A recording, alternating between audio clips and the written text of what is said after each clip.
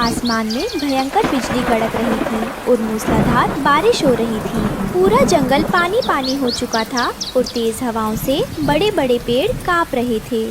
हाय दैया, ये कैसी आफत आ गई। हमारा मजबूत टहनियों का घोंसला तिनका होकर बह गया।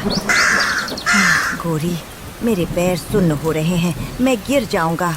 मैंने कहा था ना जी, आलस छोड़ो और घर की मरम्मत कर लो। देखो सामने उस गरीब रानो चिड़िया का घर नीली जादुई छतरी के अंदर कैसे चमक रहा है। उसके बच्चे मजे से सो रहे हैं।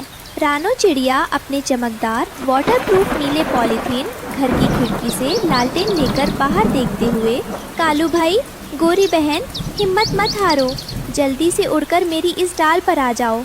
यहाँ प्लास्टिक की छत के नीचे एक बूंद पानी भी नहीं आ रहा।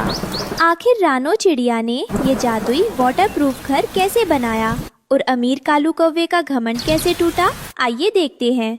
जंगल के सबसे ऊंचे पहाड़ पर एक प्राचीन सूखे पेड़ की डाल पर ज्ञानी उल्लू बाबा बैठे हैं। उनके चारों तरफ रानो चिड़िया, टुन्नू चिड़ा, कालू कौवा और गोरी कौवी बैठे हैं। ध्यान से सुनो जंगल के वासियों, मेरी पुरानी आंखों ने आसमान में काले बादलों का एक ऐसा चक्रव्यूह देखा है जो पिछले 100 सालों में नहीं दिखा। इस बार 7 दिनों तक बिना रुके महा मॉनसून की बारिश होगी।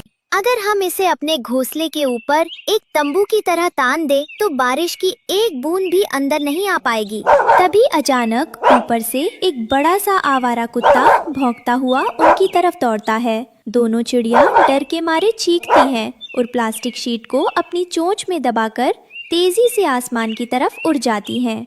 दोनों चिड़िया भारी नीली प्लास्टिक शीट लेकर जंगल के मुख्य बाजार वाले बरगद के पेड़ पर आराम करने के लिए रुकती हैं। वहीं लालू तोता अपनी फल की दुकान पर बैठा अमरूद काट रहा है। अरे ओ रानो भाभी, ओ टुन्नू भाई, तुम लोग मुंह में ये क्या नीले रंग का कचरा दबाकर उड़ रहा है बाबा? कोई नया फैशन आया है क्या जंगल में? नहीं लालू भाई, ये कचरा नहीं, महातूफान से बचने का कवच है। हम इति ग्राउंड सोसले के ऊपर बांधने वाले हैं ताकि पानी अंदर ना आए। अरे बाबा रे बाबा, तुम चिड़िया लोग भी ना इंसानों का नकल करता है। प्लास्टिक में हवा कैसे आएगा भाभी? तुम आमी का बात सुनो, मजबूत सूखी घास का लेयर लगाओ, एकदम करत नेचुरल वाटरप्रूफ बनेगा बाबा। तभी वहाँ से मटकती हुई गोरी कौवी और कालू कौवा गुजरते हैं। रानो के हाथ में प्लास्टिक शीट देखकर गोरी अपनी चोट सिकोड़ लेती है। ओहो, देखो कालू जी, गरीबी इंसान से क्या क्या नहीं कराती। अब ये चिड़िया इंसानों का फेंका हुआ गंदा प्लास्टिक अपने घर पर लगाएंगी। थू थू, कितनी बदसूरत दिखेगी। छोड़ो गोरी, ये मजदूर लोग हैं, इनकी बुद्धि भी मजदूर जैसी ही रहेगी। हमने तो आज अपनी आलीशान डाल के लिए मजबूत चंदन की लकड़ियाँ मंगवाई हैं। हमारा घर तो महल जैसा महकेगा। रानो और टुन्नू अपने नीम के पेड़ पर पहुँचते हैं। उनके छोटे बच्चे गुड़िया और कुकू घोंसले से बाहर चहक रहे हैं। रानो अक्लमंदी से काम शुरू करती है। मम्मा, ये क्या है? क्या हम लोग इस नीले आसमान के टुकड़े के अंदर सोएंगे? ये तो बहुत सुंदर लग रहा है।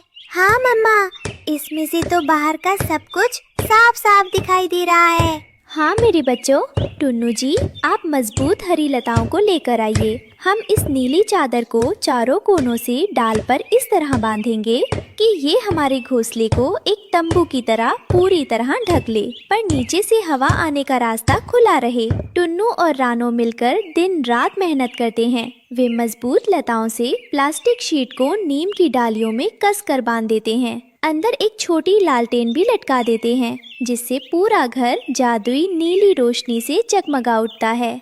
दूसरी तरफ जंगल के सबसे घने हिस्से में कालू कौवे का बड़ा घोंसला था। चंदन की लकड़ियाँ नीचे बिखरी पड़ी थी, लेकिन कालू और गोरी आराम से सो रहे थे।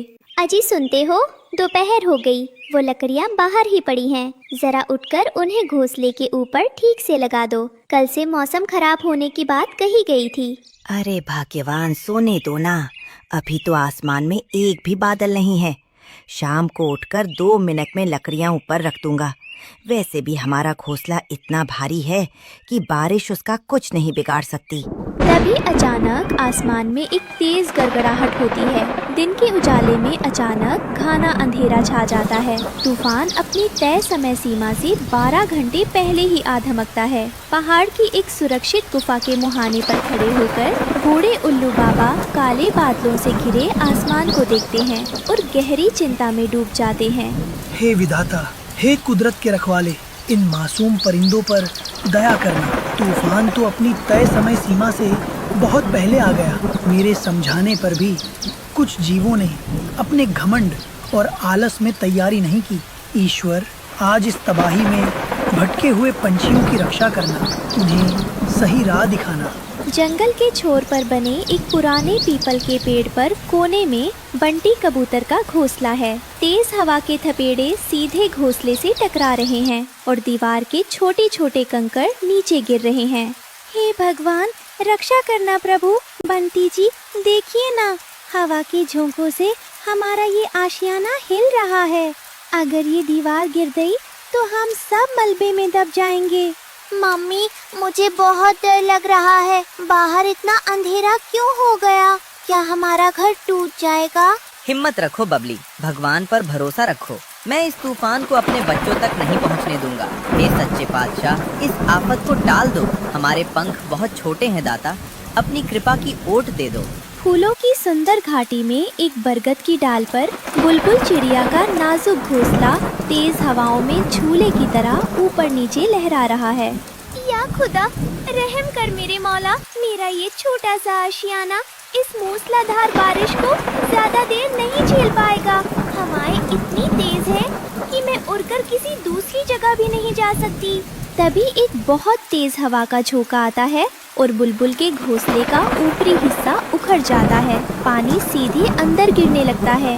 बुलबुल अपनी आंखें बंद करके पूरी ताकत से भगवान को पुकारती है। हे भगवान, मैं अकेली और कमजोर हूँ, पर तू तो सर्वशक्तिमान है। मेरे इस छोटे से घर को बिखरने से बचा ले प्रभु। आज सिर्फ तेरा ही सहारा है। हवाएं इतनी तेज चलने लगती हैं कि पेड़ों के पत्ते टूटने लगते हैं। जंगल के सभी पक्षी इधर उधर भाग रहे हैं। टुन्नू चिड़ा उड़कर बच्चों के लिए कुछ दाना लाने बाजार गया था, पर वो तेज हवा में फंस जाता है। हे भगवान, हवा इतनी तेज है कि मैं आगे उड़ ही नहीं पा रहा हूँ। मुझे किसी भी तरह अपने बच्चों और रानों के पास पहुँचना होगा। अगर मैं इस तूफान में खो गया तो मैं अकेले क्या करेंगे?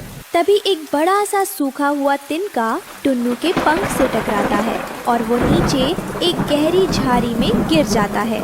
उधर नीम के पेड़ पर रानो खिड़की से बाहर टुन्नू का इंतजार कर रही है और उसका दिल बैठा जा रहा है।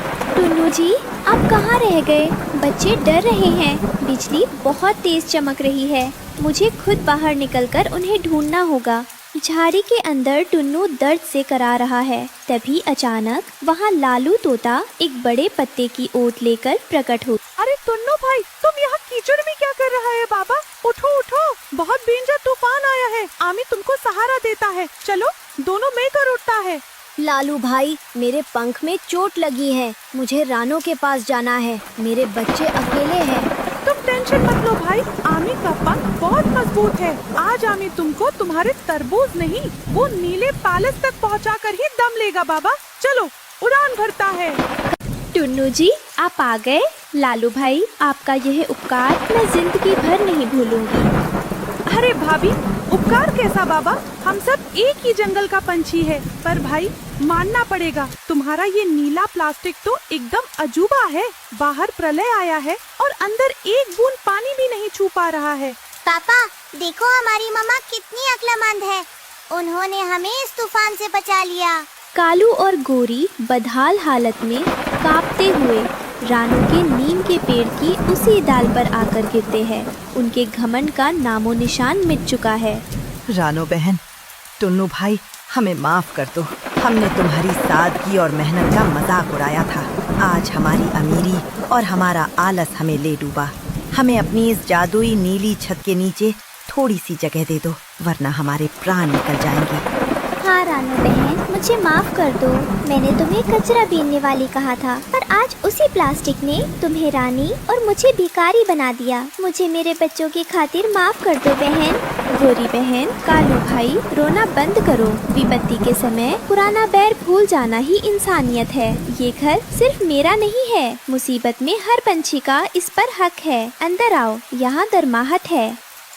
हाँ कालू भाई, बैठो। आलस इंसान का सबसे बड़ा दुश्मन है। आज कुदरत ने हम सबको एक बड़ा सबक सिखाया।